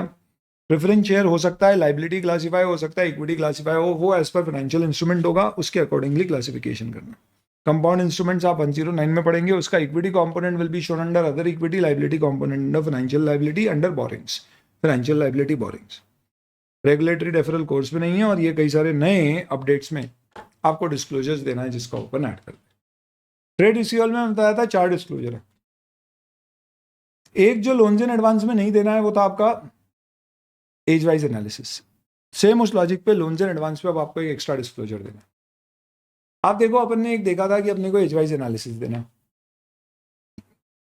लोन्स एंड एडवांस में अगर किसी पर्टिकुलर लोन्स एंड एडवांस में ड्यू डेट ही स्पेसिफाइड नहीं है तो उसका डिस्क्लोजर दें। ऐसा दो केस में हो सकता है, आपने किसी को लोन दिया और बोला ही नहीं कब वापस देने, ये आपने बोला जब इच्छा है तब मांग लेंगे, डिमांड लो, यानी इसमें कोई ड्यू डेट स्पेसिफाइड नहीं। इस कारण से अगर कोई डिफॉल्ट है तो भी डिस्क्लोजर में नहीं आएगा। हालांकि डिफॉल्ट इन रीपेमेंट के डिस्क्लोजर नहीं दिए जाते, लोन लिया है और डिफॉल्ट किया तो डिस्क्लोजर दिए जाते हैं। ध्यान रखना, शेड्यूल 3 में नॉर्मली लोन गिवन के लिए यूज होता है और बोरोइंग टेकन के लिए यूज होता है। तो अगर कोई लोन आपने दिया है और उसकी रीपेमेंट टर्म्स ही डिफाइन नहीं है या ऑन डिमांड है कि भैया जब इच्छा होगी तब मांग लेंगे, तो ये बड़ा रिस्की है। नॉर्मली ये रिलेटेड पार्टी को ही दिया जाएगा, हम जानना चाहिए। तो कोई भी लोन अगर पेबल ऑन डिमांड है या विदाउट रीपेमेंट टर्म्स है तो आपको बाइफर्केशन देना है कि टोटल आपने कितना लोन दिया है और ये एज अ परसेंटेज ऑफ आपका टोटल लोन कितना होता है, और कितना इसमें प्रमोटर को, डायरेक्टर को, केएमपी और रिलेटेड पार्टी को दिया, बाकियों को जो दिया उससे मतलब नहीं। आरबीआई ने अगर आपको विलफुल डिफॉल्टर घोषित किया है किसी भी कारण से तो उसका डिस्क्लोजर आपको यहाँ पे देना पड़ेगा, अलॉन्ग विद किस तारीख को किया और डिटेल्स क्या। ये सब नए अमेंडमेंट्स हैं, आपको बहुत अच्छे से पढ़ना चाहिए दोस्तों। मुझे पूरी उम्मीद है कि अगले अटेम्प्ट में इसके ऊपर क्वेश्चन आएगा। इंटर में अभी एक क्वेश्चन आया था इससे रिलेटेड, अभी बताऊंगा मैं क्या है। अभी May 22 की एग्जाम में कोई कंपनी स्टॉक ऑफ है, उसके साथ आपकी कोई रिलेशनशिप है तो बताइए। चार्ज का रजिस्ट्रेशन हुआ है या नहीं बताइए। दो से ज़्यादा लेयर ऑफ कंपनी नहीं बना सकते, उसका कंप्लायंस किया है नहीं। ये फॉलोइंग रेशियो, ये सब अमेंडमेंट्स के अंतर्गत है। आपको कुछ रेशियोज है डिस्क्लोज करना है, इसमें ये से ज़्यादा ये ध्यान रखना कि अगर किसी भी रेशियो में 25% से ज़्यादा पिछले साल के कंपैरिजन में चेंज हुआ है, तो लास्ट ईयर आपका रेशियो था x, लेट्स से 10%, और इस साल 12.5% से ज़्यादा हो गया या 7.5% से कम हो गया, तो आपको रीजनिंग भी देना पड़ेगी instead of just giving current year और प्रीवियस ईयर रेशियो। ध्यान रखना, current year previous year figures ratio में भी देना।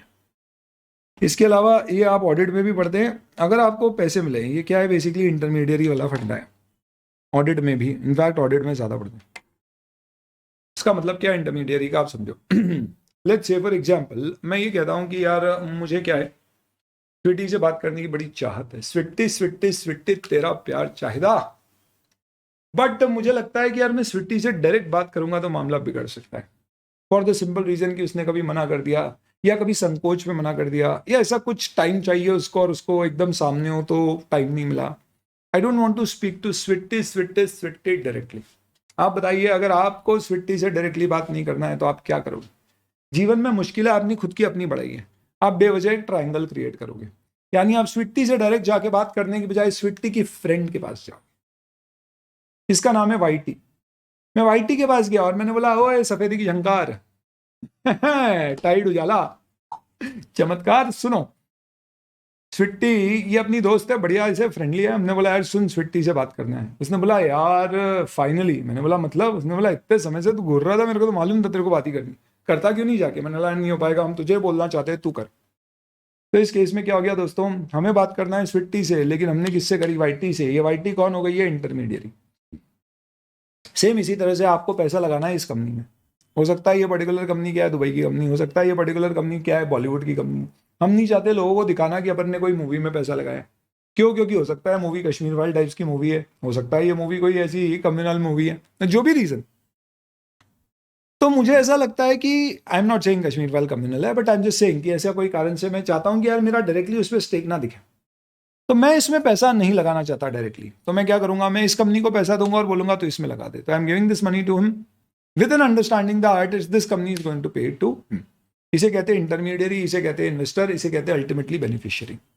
ये जो डिस्क्लोजर अपन पढ़ रहे हैं ये दो लोगों के लिए, इसके और इसके लिए। मैंने किसी को पैसा दिया ये स्पेसिफिक अंडरस्टैंडिंग से that you have to loan it, advance it, invest it और गिव गारंटी और security on behalf of this money to a third party, then disclosure of that is to be given by whom? By me, the one who has given the money, to someone else with an understanding that he'll have to invest it somewhere else, and also in this company's books. तो अगर आप इसकी books बना रहे हो financial statement, तो इसको भी बताना है मुझे इससे पैसे मिले for the purpose of loans, advance, security, investment और गारंटी टू अदर पर्सन। ये डिस्क्लोजर आप देख लीजिएगा, इस तरह का आपको अमेंडमेंट आया, ये डिस्क्लोजर देना पड़ेगा। इसी के साथ दोस्तों आपका डिस्कशन बैलेंस शीट और उसके सारे नोट्स का पूरा कंप्लीट हो जाता है। And once we have done with this particular thing, आपको I think we should now move on to statement of profit and loss. Statement of profit and loss जैसा आप पहले बनाते थे वैसे ही, except the OCI section which is a new section. Revenue from operations आते हैं, इलस्ट्रेटिव है, ये मत सोचना कि एग्जैक्ट फॉर्मेट है। Then you have other income, इन चीज़ों को आप चाहो तो अलग से बताओ, नहीं बताना है मत बताओ, टोटल इनकम आ गई। फिर एक्सपेंस लिखो, ऐसे सारा लिख के फिर टोटल एक्सपेंस डालो। तो प्रेजेंटेशन एग्जाम में भी आए तो ध्यान रखना, इनकम लिखना, टोटल इनकम, सारे एक्सपेंस लिखना, टोटल एक्सपेंस। कई बार यही समझ में नहीं आता है एक्सपेंस में यहाँ पे 100 लिखूँ या -100 लिखूँ, तो ऐसा नहीं, 100 लिखना, फिर टोटल लगा देना, फिर इनकम माइनस एक्सपेंस से प्रॉफिट बिफोर टैक्स आ जाएगा। कुछ बहुत ही इंपॉर्टेंट और काम की बातें बहुत ही जल्दी से सुन लो इसमें। सबसे पहली बात, cost of raw material consume में opening raw material stock plus net purchase of raw material minus closing raw material stock आएगा। इसके अलावा आपका stock in trade finish goods का हो सकता है। स्टॉक इन ट्रेड यानी उन चीजों में जिसमें आप ट्रेड कर रहे हो, फिनिश गुड्स यानी आपके मैन्युफैक्चर गुड्स। तो बनाया अपन ने और फिर बेचा तो फिनिश कहलाता है, खरीदते से ही बेचने वाले गुड्स रखे हैं तो वो स्टॉक इन ट्रेड कहलाता है। और वर्क इन प्रोग्रेस, इन तीनों के स्टॉक में अगर कोई चेंजेस हुए हैं तो फिर वो changes in inventory of finish goods stock in trade work in progress में आता है। यानी रॉ मटेरियल के चेंजेस इसमें शो नहीं होते। चेंजेस इन स्टॉक में आप ध्यान रखना, अगर इंक्रीज इन स्टॉक हुआ है तो वो एक्सपेंस में माइनस में दिखेगा, और अगर डिक्रीज इन स्टॉक है तो एक्सपेंस में प्लस में दिखेगा। You know why. फिर देखो purchase of stock in trade आ रही है, परचेज ऑफ रॉ मटेरियल नहीं है, रॉ मटेरियल में कंज्यूम्ड है और स्टॉक इन ट्रेड में परचेज है। फिनिश गुड्स आप परचेज नहीं करोगे, आप खुद बना रहे हो। बाकी आपके जो भी हेड लगते हैं, employee benefit expense, finance cost, depreciation, impairment, आप 2-3 और हेड भी बनाना चाहो बना सकते हो। अदर एक्सपेंस में क्या जाएगा इसके ऊपर गाइडेंस। स्टैंडर्ड ने कहा है कि अगर कोई भी आपकी इनकम और एक्सपेंस, चलो उस पर आते हैं अपन, अभी लिखा हुआ है सुन लो आप एक बार। टोटल इनकम, अमेंडमेंट है, पहले टर्नओवर होता था, टोटल इनकम। इनफैक्ट पहले टोटल इनकम हुआ करता था, टर्नओवर हुआ करता था, अब रेवेन्यू फ्रॉम ऑपरेशन हो गया। If it is 1% of revenue from operation और 10 लाख, दोनों में जो भी ज्यादा है, उससे ज्यादा है तो उसको अलग से दिखाना, अदर्स में शो नहीं कर सकते। इसके बाद आपका आ गया प्रॉफिट बिफोर टैक्स, और प्रॉफिट बिफोर टैक्स के बाद आपने दे दिया टैक्स एक्सपेंस, तो आ गया आपका प्रॉफिट आफ्टर टैक्स। पर यहां पे एक इंपॉर्टेंट चीज है, वो है exceptional items. Very important for understanding but not for exams. Provision क्या कहता है?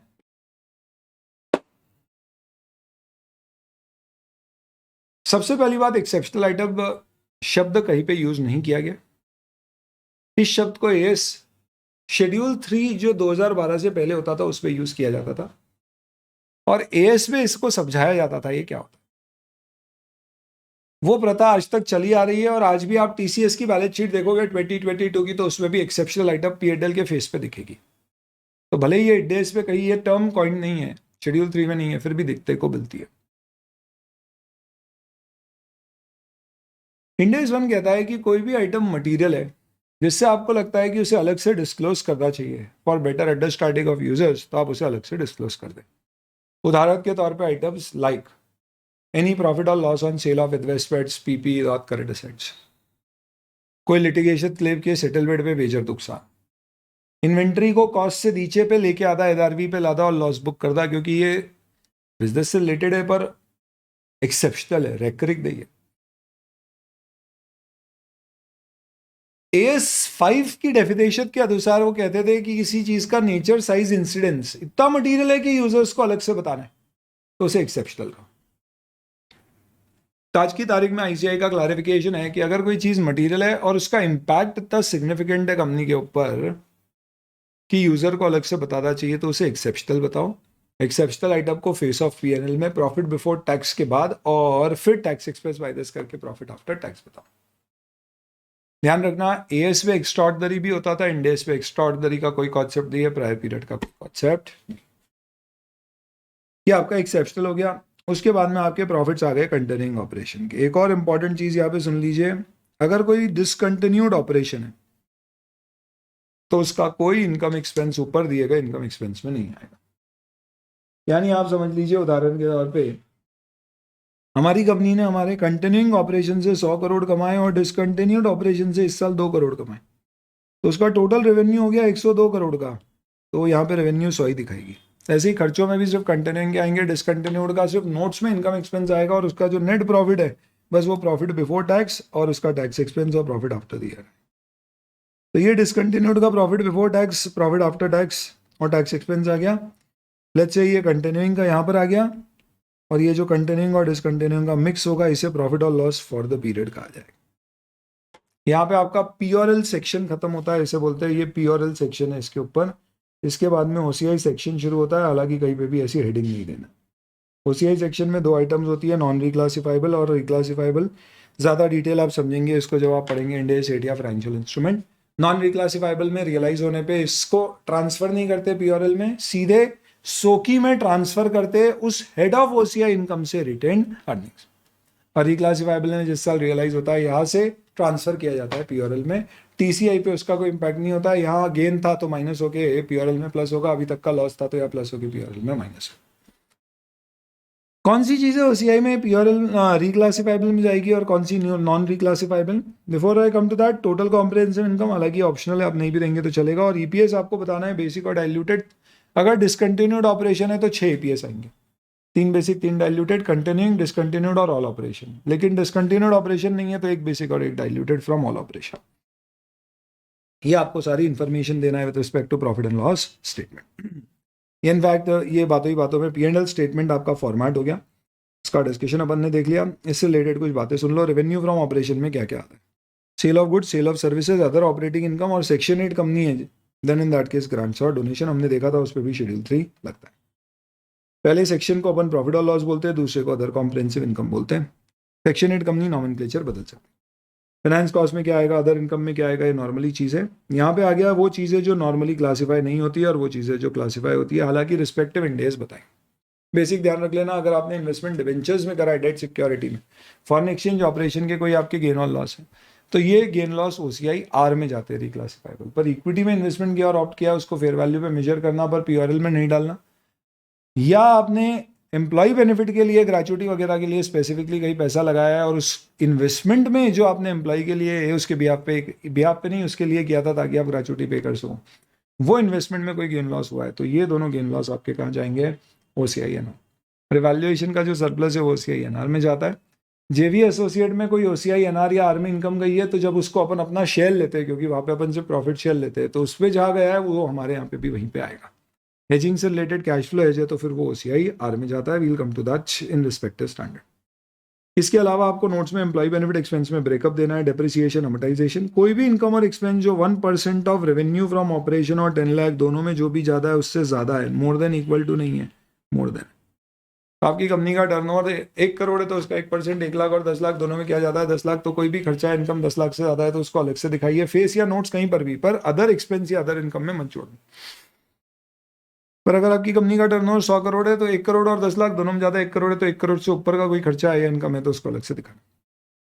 इसके अलावा ये सारी इन्फॉर्मेशन अलग से प्रेजेंट कर दीजिएगा। फॉरेन करेंसी के ट्रांजैक्शन की इनकम लाइन आइटम में दिखाइए, फेस या नोट्स कहीं पे भी अलग से दिखाना। ऑडिटर को auditor tax, company law, other services में दिया। नॉर्मली अब सेक्शन 144 ऑफ कंपनीज एक्ट में दूसरी सर्विस देना प्रोहिबिटेड है, पर कुछ केस में अलाउड है, बोर्ड ऑफ डायरेक्टर की परमिशन से तो दे दीजिए। इसके ऊपर क्वेश्चन आया था इंटर में। सेक्शन 135 में आप कवर्ड हो तो कितना सीएसआर का खर्चा किया है, प्लस फॉलोइंग डिस्क्लोजर देना है। क्वेश्चन आया था इंटर में कि सीएसआर में नोट्स में जो डिस्क्लोजर देना पड़ता है उसमें कुछ ऐसे डिस्क्लोजर बताओ which is other than CSR expenditure और शॉर्टफॉल।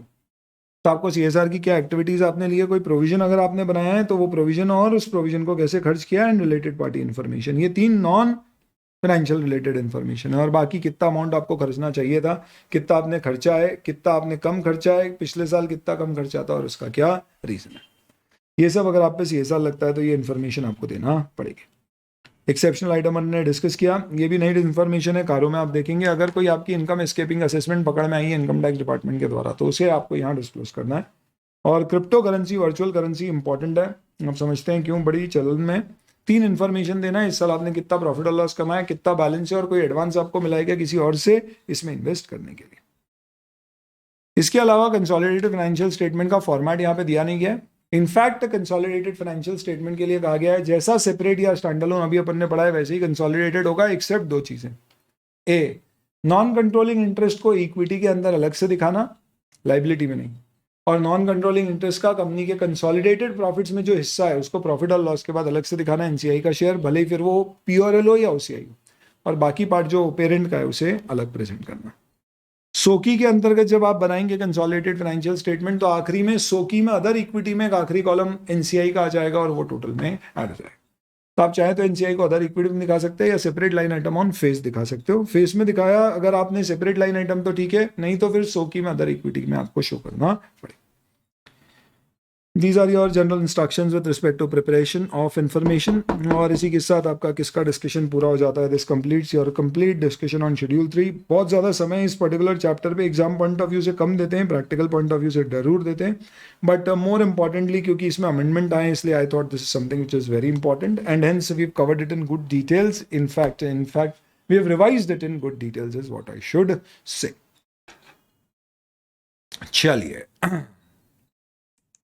चलिए तो this is now Ind AS 1। नाम है इसका प्रेजेंटेशन ऑफ फाइनेंशियल स्टेटमेंट्स। सबसे पहले शेड्यूल 3 में जितनी सारी बातें आपने पढ़ी है, फॉर्मेट छोड़ दो तो सब कुछ इंड AS 1 में भी है ऑलमोस्ट। इनफैक्ट इंड AS 1 में सबसे पहले एप्लीकेबिलिटी डिस्कस करते हैं, जनरल इंस्ट्रक्शंस, और जो स्ट्रक्चर है वो पूरा जो आपने शेड्यूल 3 डिवीजन 1 में पढ़ा है सब कुछ यहाँ पर भी है। इनफैक्ट एग्जाम में ध्यान रख लीजिएगा दोस्तों, कोई भी क्वेश्चन अगर आता है शेड्यूल 3 से रिलेटेड तो आपका answer as per Ind AS 1 presentation of financial statement होना चाहिए। आप शेड्यूल 3 का एक बार रेफरेंस ना भी दें चलेगा क्योंकि मेजॉरिटी सजेस्टेड आंसर में नहीं होता, दोनों दें सबसे बढ़िया।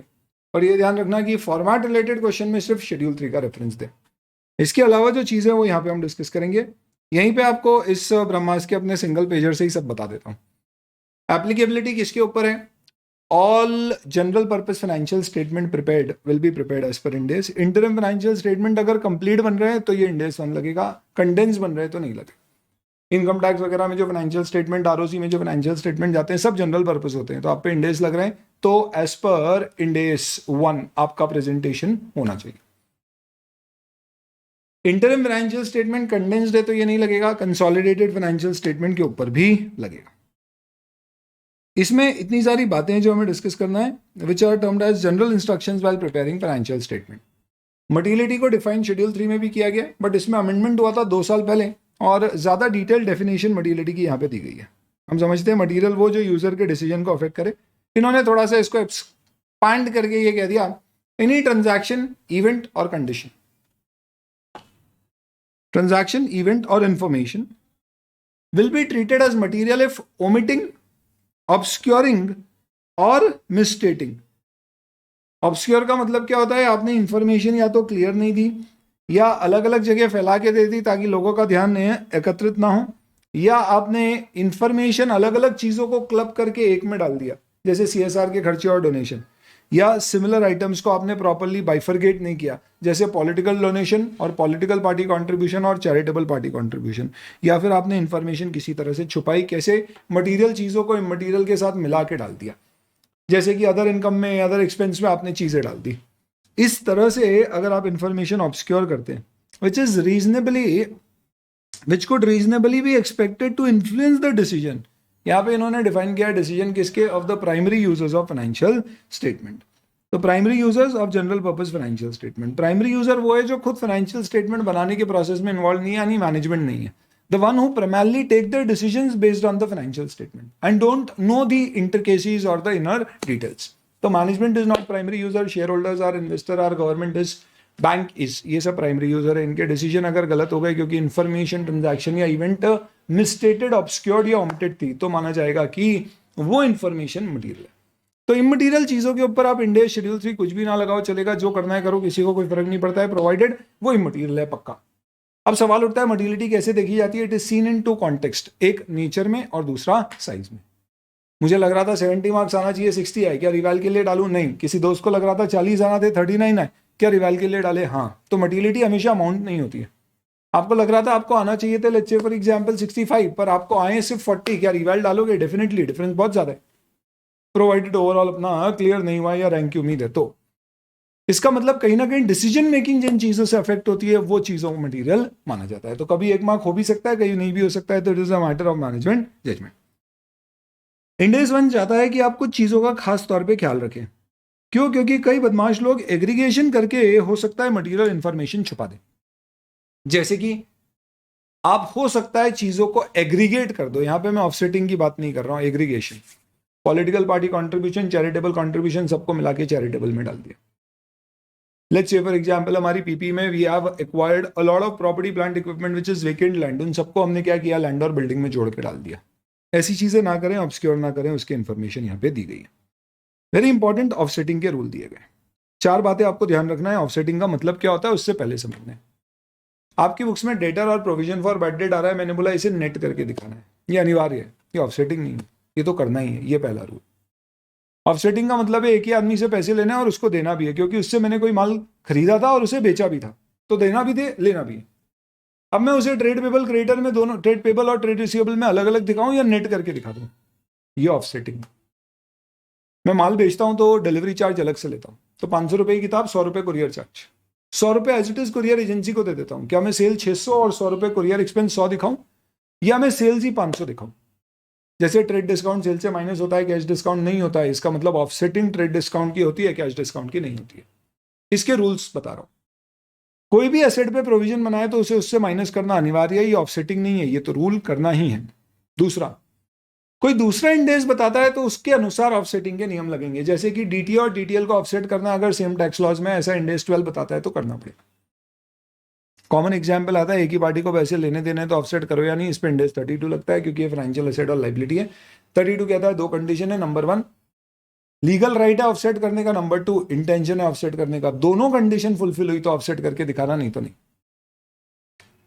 तो बैंक से लोन लिया, as in credit card swipe किया और सेविंग बैंक में पैसा खाली है, पड़ा हुआ है, तो क्या बैंक नेट दिखाएगी या एडवांस क्रेडिट कार्ड का अलग दिखाएगी और सेविंग बैंक के डिपॉजिट को लाइबिलिटी अलग दिखाएगी? हालांकि बैंक पे लग नहीं रहा है, पर एग्जाम्पल के तौर पर डिपेंड करेगा इसके अनुसार। अगर इंडेक्स लगता तो राइट है और बैंक का इंटेंशन है या नहीं, उसके आधार पर डिसाइड करो। तीसरा, कई बार ऐसा होता है कि सब्सटेंस ऑफसेट करके ही दिखाया जा सकता है। ट्रांजैक्शन का सब्सटेंस तभी आएगा जब आप ऑफसेट करोगे। उदाहरण के तौर पे मटेरियल परचेज करते हो 100 रुपए का, सेल करते हो 500 रुपए में, तो हम सेल्स 500 की दिखाते हैं और परचेज 100 दिखाते हैं। इसे सेट ऑफ नहीं करते, profit on sale of goods 400। पर वहीं पर अगर आपकी कोई मशीन रखी हुई है आपके पास जो डिप्रिशिएट होकर से 100 रुपए पर आ रही है और आज आपने उसे 110 पर बेच दिया, तो आप ये नहीं दिखाओगे 110 की सेल है, आप सिर्फ प्रॉफिट ऑन सेल दिखाओगे 10। बेचने में 1 रुपए का आपका एजेंट कमीशन लग गया, तब आप 1 रुपए का एजेंट कमीशन खर्चा और 10 रुपए का प्रॉफिट ऑन सेल नहीं दिखाओगे, क्योंकि सब्सटेंस में आप प्रॉफिट दिखा रहे हो तो सारे खर्चे माइनस करो, तो वहां पे प्रॉफिट ऑन सेल 9 ही दिखाया जाएगा।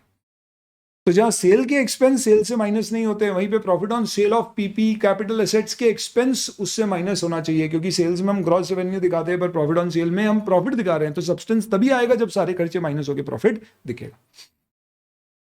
और चौथा, प्रैक्टिस के अनुसार कई बार आपको ऑफसेटिंग करना पड़ती है, जैसे कि फॉरेन एक्सचेंज गेन और लॉस ऑफसेट होते हैं।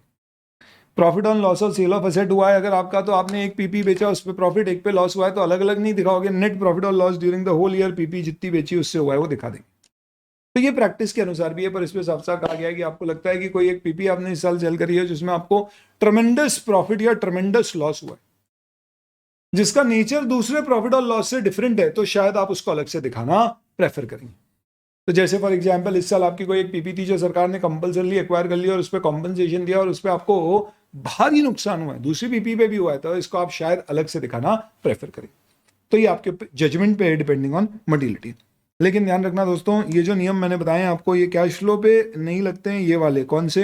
ये आखिरी वाला रूल, क्योंकि कैश फ्लो में कंपलसरी होता है कि अगर आपने इस साल 100 रुपए की एसेट बेची है पीपी और 50 रुपए की पीपी खरीदी है, तो आप दोनों दिखाओगे, इन्वेस्टिंग इनफ्लो 100, इन्वेस्टिंग आउटफ्लो 50, ना कि नेट इन्वेस्टिंग इनफ्लो 50। जबकि पीआरएल में अगर अपन बेचते खरीदते तो अपन प्रॉफिट और लॉस ऑन सेल दिखाते। तो अलग अलग स्टेटमेंट के अलग अलग रूल्स हो सकते हैं। इंडेक्स कहता है हमें फेयर प्रेजेंटेशन अचीव करना है, उसके लिए हमें क्या करना पड़ेगा? सब्सटेंस ओवर फॉर्म में चीजों को देखना पड़ेगा, प्लस सारे इंडेक्स फॉलो करना पड़ेंगे, प्लस एक एक्सप्लिसिट अनरिजर्व्ड स्टेटमेंट देना होगा कि हमने इंडेक्स फॉलो किया। अगर आप सारे इंडेक्स फॉलो करते हो पर ऑडिटर के हिसाब से नहीं किए तो वो ओपिनियन क्वालिफाई करना चाहता है, उसकी इच्छा, आप लिख सकते हो we have complied with Ind AS और financial statement are prepared as per Ind AS. मुझे खुद को ही मालूम है मैंने तो इंडेक्स फॉलो नहीं किया, तो मैं लिखना चाहता हूँ we have prepared financial statement as per Ind AS except Ind AS on financial instrument. ये एक्सेप्टेबल नहीं है, या तो सारे इंडेक्स फॉलो करो या नहीं करो, नहीं तो नहीं मानेंगे इंडेक्स के अनुसार किया। कई बार ऐसा हो सकता है कि इंडेक्स में जो बात करी गई है उससे फेयर प्रेजेंटेशन अचीव नहीं हो रहा है। इंडेक्स बोलता है इंडेक्स टू या तो फीफो या वेटेड एवरेज करो, हमारे हिसाब से लीफो लगना चाहिए। ये बोलते हैं एक्सट्रीम रेयर सर्कमस्टेंस में ऐसा होगा कि इंडेक्स में जो दिया है उसे फॉलो करने से फेयर प्रेजेंटेशन नहीं आएगा, पर अगर कभी ऐसा हो तो आप बाहुबली बन जाना और कटप्पा मत बनना, जो आपको आदेश दिया जाए वो फॉलो मत करना, धर्म की रक्षा करना। उसके लिए अगर आपको विधान के विरुद्ध भी जाना पड़े तो जाना चाहिए। इसका मतलब अगर इंडेक्स के अगेंस्ट जाके आपको लीफो फॉलो करके प्रेजेंटेशन देना है जिससे आपको श्योर लगता है कि ये फेयर प्रेजेंटेशन होगा, तो आप ऐसा कर सकते हो। लेकिन ऐसी अवस्था में दोस्तों आपको नोट्स में डिस्क्लोजर देना पड़ेगा, कौन सा इंडेक्स का नंबर है और नाम जो फॉलो नहीं किया, क्या रीजन है फॉलो नहीं किया, और फाइनेंशियल इफेक्ट फॉलो करते तो क्या होता, आपने क्या दिया डिफरेंस। इसी तरह से ऐसा हो सकता है कई बार लॉ की रिक्वायरमेंट हो कुछ। अब हमने पढ़ा है दोस्तों इंडेस में law will prevail over the इंडेस। Schedule 3 के ऊपर इंडेस है पर उस सबसे ऊपर लॉ है, ऐसा इंडेस 1 में दिया गया। तो प्रॉब्लम है कि कभी लॉ में और इंडेस में कॉन्फ्लिक्ट आए, जैसे कि आरबीआई कहता है भैया नॉन बैंकिंग फाइनेंशियल कंपनी की जो स्टैंडर्ड एसेट है, स्टैंडर्ड लोन है, उस पर भी प्रोविजन बनाना। जबकि हम बोलते हैं यार भैया अगर आपको कोई रिस्क नहीं है तो ऐसे यूं प्रोविजन हर चीज पे मत बनाओ, फिर रिजर्व बनाओ। अगर लग रहा है कि भैया बैड डेट होनी नहीं है तो प्रोविजन क्यों बनाना, रिजर्व बनाओ।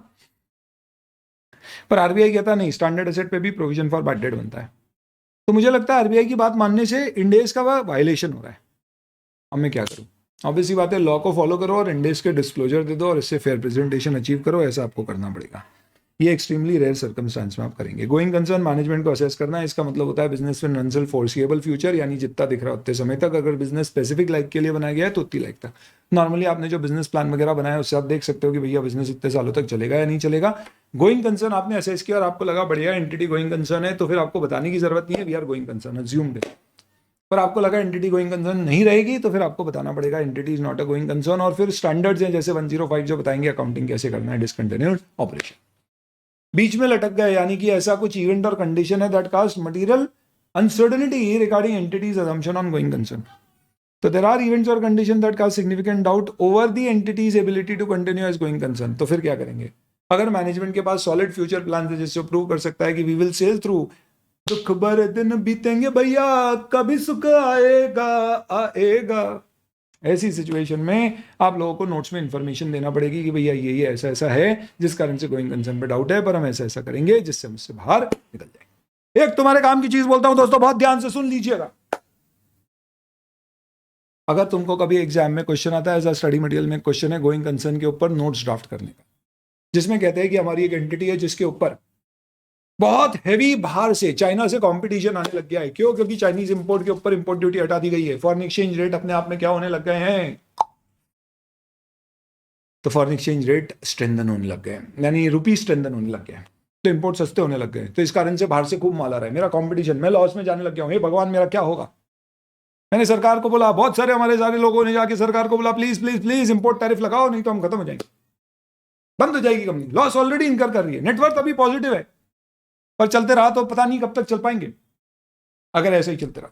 तो सरकार ने बोला चलो थोड़े टैरिफ लगाएंगे, पहले जितने नहीं, थोड़ा प्रोटेक्शन लगेगा, इतना नहीं, इससे लग रहा है कि बच जाएंगे, पर अभी टैरिफ लगे नहीं है, पर सरकार ऐसा बोल तो रही है।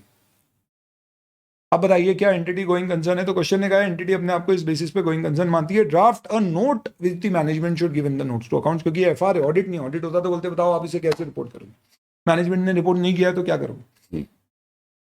तो ड्राफ्ट करना है नोट आपको। एक बेसिक सा प्रिंसिपल मैं आपको बता दूं दोस्तों, जब भी नोट ड्राफ्टिंग का क्वेश्चन है, जब भी नोट ड्राफ्टिंग का क्वेश्चन है जिसमें आपको बोला जाए draft notes to financial statement, ये मैं एफआर की अपनी 6th बैच चल रही है उसके मैं आपको टिप्स दे देता हूँ।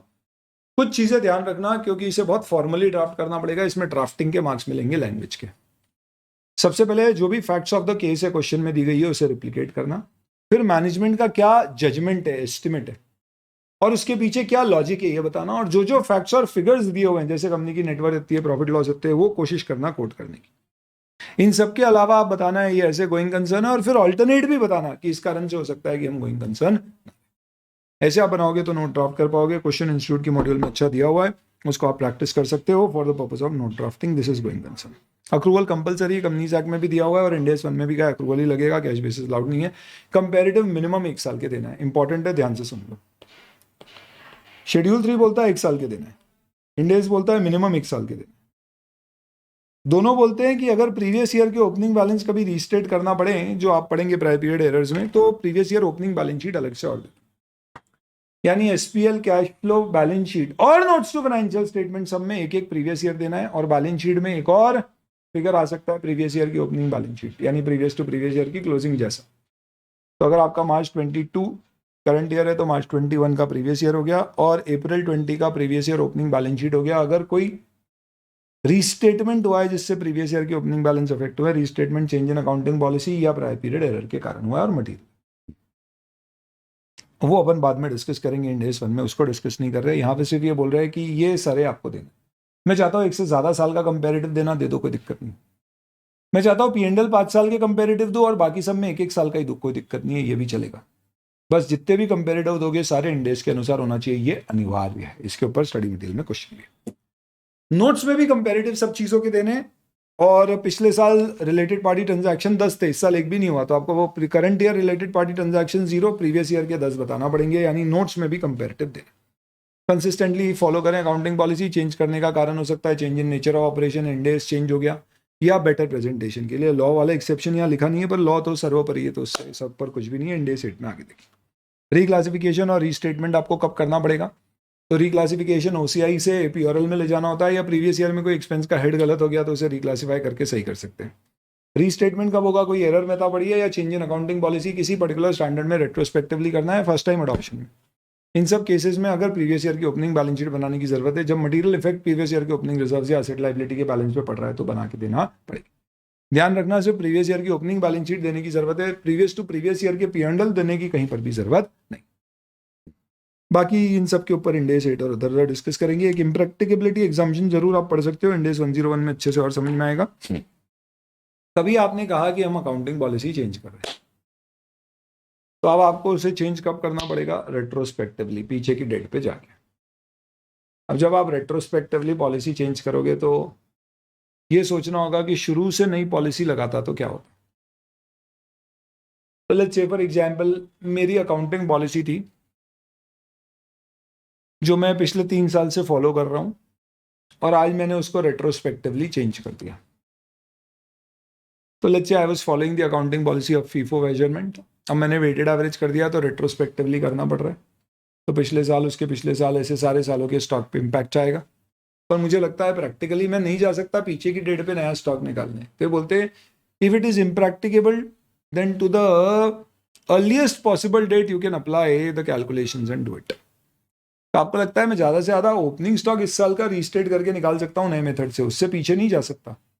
तो आप ओपनिंग निकाल दो, नोट्स में डिस्क्लोजर दे दो। इम्प्रैक्टिकेबिलिटी के कारण नहीं कर पाया, ध्यान रखना ये इम्प्रैक्टिकेबल है, इम्पॉसिबल नहीं है। इम्प्रैक्टिकेबल मीन रीजनेबल कॉस्ट और एफर्ट से आप वो चीज़ एग्जीक्यूट नहीं कर सकते। फ्रीक्वेंसी ऑफ रिपोर्टिंग, आपको 12 मंथ्स की रिपोर्टिंग देना है। किसी साल में आपके 12 से ज़्यादा या कम महीने होते हैं, तो फिर नोट्स में इन्फॉर्मेशन देना कि दोनों प्रीवियस ईयर और करंट ईयर कंपेरेबल नहीं है, क्योंकि एक ज़्यादा और एक कम है। डिस्क्लोजर अकाउंटिंग पॉलिसीज के देने, सिग्निफिकेंट अकाउंटिंग पॉलिसी डिस्क्लोज करनी है, जिसमें 2 पार्ट में बांटी है, बेसिस ऑफ मेजरमेंट और अदर। जहाँ भी फेयर वैल्यू और कॉस्ट के ऑप्शन होते हैं वो भी एक अकाउंटिंग पॉलिसी चॉइस है, वो बेसिस ऑफ मेजरमेंट है, और बाकी सारी अकाउंटिंग पॉलिसी जो आपने फॉलो की है, फीफो, कॉस्ट और एनआरवी, विच इज लेस, जो भी चेंजेस इन अकाउंटिंग पॉलिसी हुए हैं तो उसके डिस्क्लोजर इंडिया 8 में और बता दें। और कोई डिविएशन इन अकाउंटिंग पॉलिसी हुआ है ड्यू टू फेयर प्रेजेंटेशन, वो बता दें। अकाउंटिंग एस्टिमेट्स के कोई डिस्क्लोजर नहीं देना है, लेकिन अगर कोई सिग्निफिकेंट अनसर्टनिटी इन्वॉल्व है एस्टिमेट में, जैसे कोई लिटिगेशन क्लेम में एकदम समझ नहीं आ रहा है कितने प्रोविजन बनाए, बहुत सारी अनसर्टनिटी थी, तो ऐसे केस में अपन अलग अलग ऑल्टरनेटिव लेते हैं। जैसे 12वीं के बाद समझ नहीं आ रहा है क्या कोर्स करना है, तो मैं ऑल्टरनेटिव देखता हूँ, फिर उसमें से एक चूज करता हूँ, और उसके पीछे एक लॉजिक होता है, वो सब डिस्क्लोज करना है। एग्जाम से बाहर निकलते मार्क्स समझ नहीं आ रहे तो बहुत सारे ऑल्टरनेटिव निकालते हैं, पेसिमिस्टिक, ऑप्टिमिस्टिक, सेंसिटिविटी एनालिसिस करते हैं, फिर बोलते हैं ये होना चाहिए, इस हिसाब से अगला पेपर देना है या नहीं। तो ये सब क्या है, जो एस्टिमेट यूज किया, क्या सेंसिटिविटी थी, क्या पॉसिबल आउटकम थे, कैसे सिलेक्शन किया, और इसमें जो जो मेजर अजम्पशंस लिए वो सब।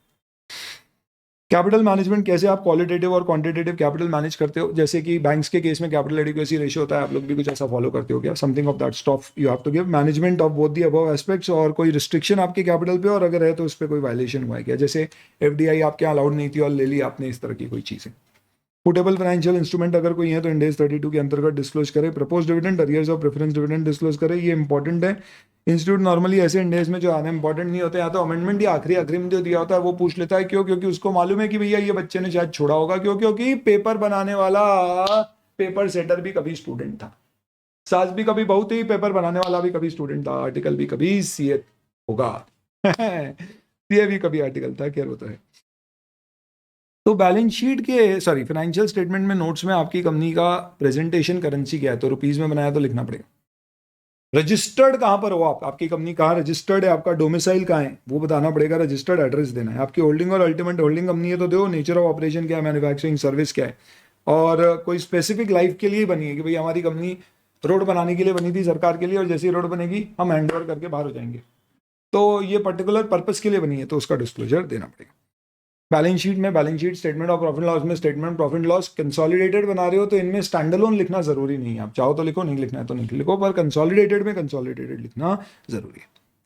ये सारे आपके प्रोविजंस है विद रिस्पेक्ट टू इंडेस 1 प्लस मैंने टिप्स भी बता दिया आपको। अकाउंटिंग पॉलिसी कभी ड्राफ्ट करने को आए या notes to financial statement draft करने को आए तो क्या करना होगा। इसके साथ ये सारे हमारे डिस्कशन हो जाते हैं। इसमें एक एक्सेप्शनल आइटम का डिस्कशन हमने पहले कर लिया है तो यहाँ पे फेस में दिया हुआ है पर उसको अलग से अपन ने इधर डिस्कस नहीं किया। These are all the disclosure. इसी के साथ आपका डिस्कशन किसका भी कंप्लीट हो जाता है इंडेस 1। चलिए जी, thank you very much and we will continue with our revision series with the other set of topics.